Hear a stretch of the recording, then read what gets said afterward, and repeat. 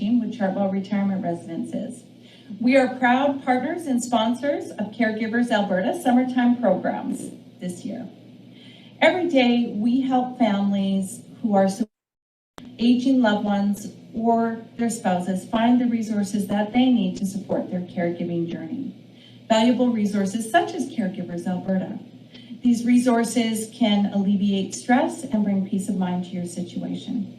For more information on how you can connect and find these resources with Chartwell Retirement Residences, please visit chartwell.com, or if you'd like to speak to a consultant in your area, dial 1-855-844-3923. Thank you so much and have a wonderful program. What is self-compassion? Let's take what compassion is and learn how to turn it inwards towards ourselves. So that is what self-compassion is. Self-compassion is also recognizing that none of us are perfect and recognizing that we are all human who face challenges, failures, and struggles. And if we can stop being in a state of conflict with ourselves, the more we will be able to accept the privilege of self-compassion in our lives.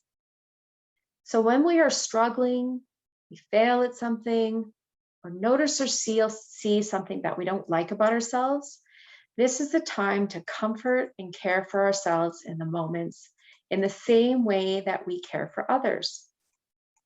So having self-compassion is essentially about honoring and accepting our humanness. Let's talk about what self-compassion is not. So self-compassion is not self-pity. Self-pity can include either denial of one's own part in a problem and obsessing over one's imperfections. Self-compassion is also not self-indulgence. Self-indulgence is giving into what gives ourselves short-term pleasure, such as overeating, drugs, alcohol, oversleeping, or binge watching television. This can remain overlooked in an unconscious attempt to avoid self-criticism. Our inner critic. The inner critic refers to an inner voice that judges, criticizes, or demeans a person, whether or not that self-criticism is valid. So how does our inner critic sabotage our ability to show ourselves self-compassion or self-kindness?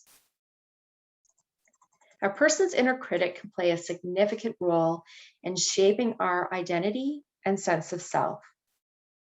This inner critic can be like a nagging voice that questions our every decision and undermines each and every one of our accomplishments, and can leave us with difficult feelings such as shame, inadequacy, or guilt.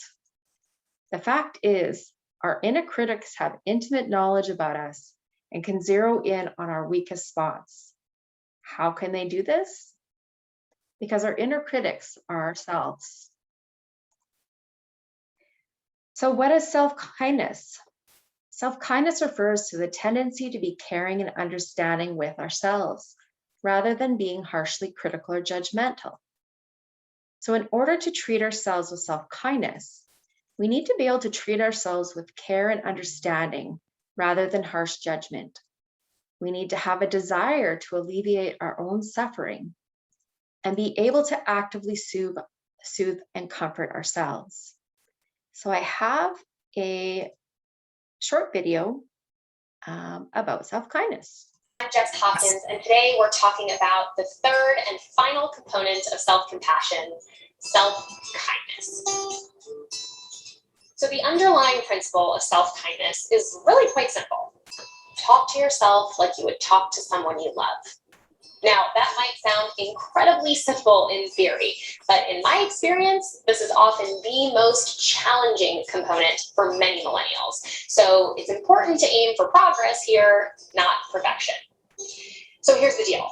We are often way harder on ourselves than anyone else in our lives. And when it comes to failure, not being good enough, or not being able to live up to other people's expectations, we waste no time beating ourselves up. We judge and criticize ourselves unmercifully and say things to ourselves that we would never dream of saying to someone we love. Things like, "Oh, you're such an idiot. Oh, you look so gross. You'll never succeed anyway. Stop kidding yourself." These are the kinds of messages our inner critic feeds us.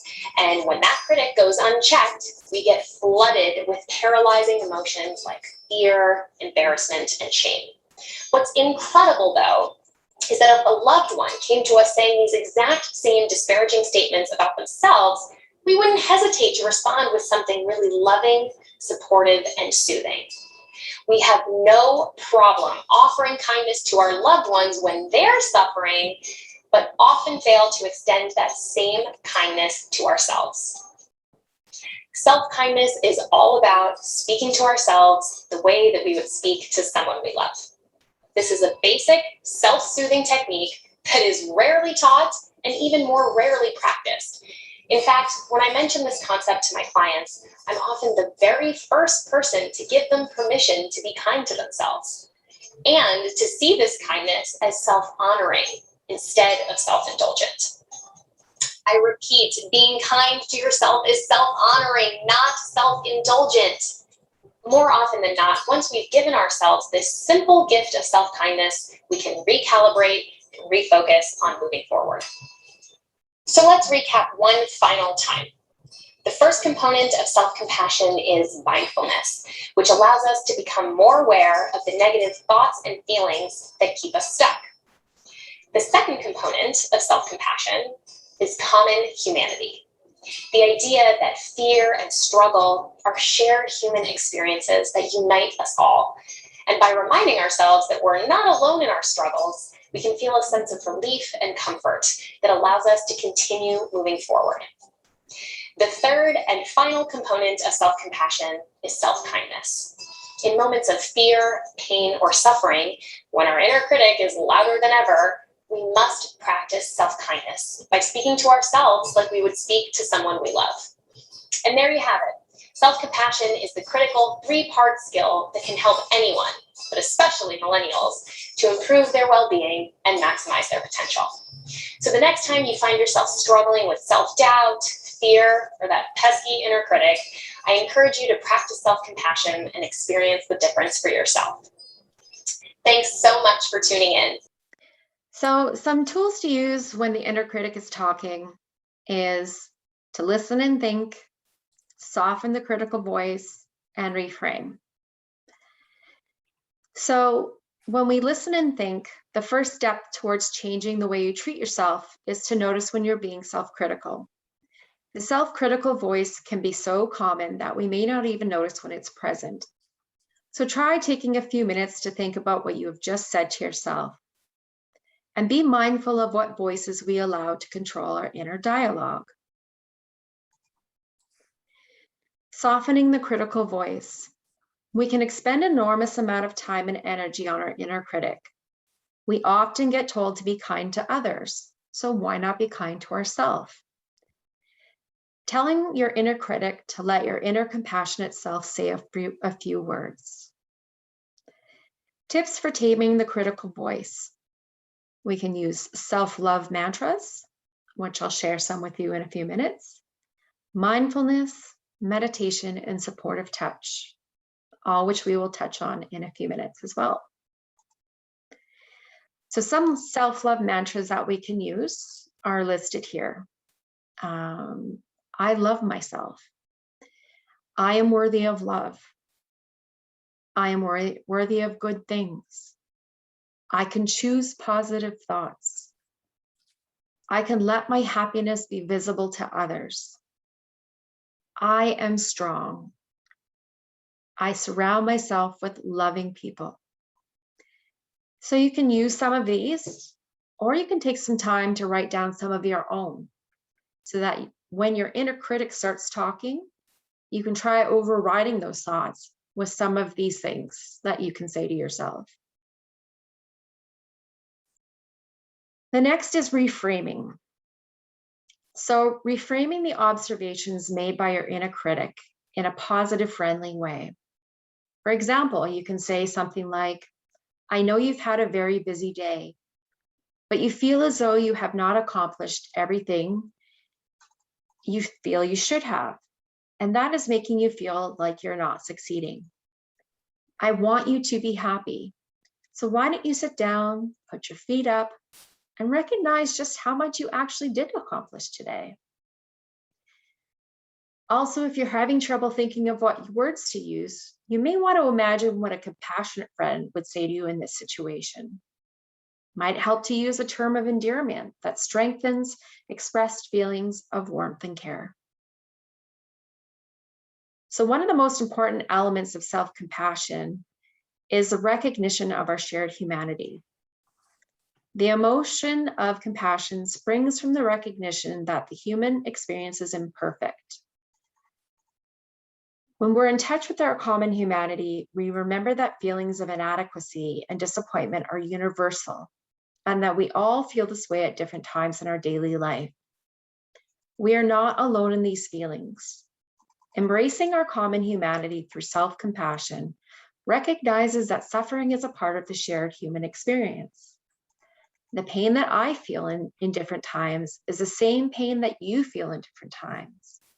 The triggers may be different, the circumstances may be different, and the degree of pain may be different, but the basic experience is the same. So what is mindfulness?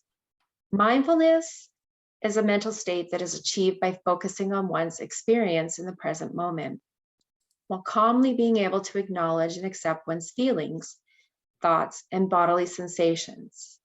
And this is often used as a therapeutic technique. Mindfulness within self-compassion is about using mindfulness in a more targeted way to support emotional development and overcoming feelings of personal suffering. This is often used in meditation, sometimes yoga, and it's used to apply it as a means to support our emotional development for self-compassion and to attain a sense of awareness and presence in the moment.